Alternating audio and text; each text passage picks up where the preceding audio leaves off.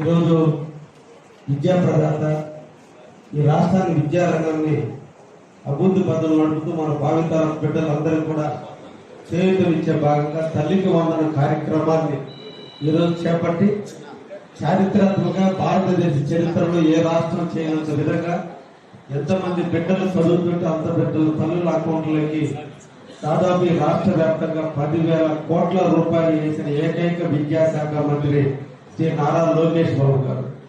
ఆయన మన బిడ్డలందరికీ అన్నగా తయారయ్యాడు. ఈరోజు మన విద్యాదాత అయ్యాడు. కాబట్టి ఈ సందర్భంగా మనం ఈ సర్వసభ సమావేశంలో వారిని అభినందిస్తూ మనం తీర్మానం చేయవలసిందిగా గౌరవ మంత్రి గారిని, చైర్పర్సన్ గారిని, కలెక్టర్ గారిని కోరుకుంటూ తీర్మానాన్ని అందరూ కూడా బలపరచవలసిందిగా ఈ రోజు మన పేద బడుగు బలహీన వర్గాలకు విద్యార్థులందరూ చదువుకోవడానికి ధైర్యంగా డ్రాప్ అవుట్స్ తగ్గిపోయి పిల్లలు ధైర్యంగా చదువుకోవడానికి మాకు ప్రభుత్వం అండుంది, ఒక అన్న ఉన్నాడనే ధైర్యాన్ని ఇస్తున్నటువంటి నారా లోకేష్ బాబు గారిని అభినందిస్తూ తీర్మానం చేయవలసిందిగా చైర్పర్సన్ గారిని కోరుకుంటున్నాను. Thank you.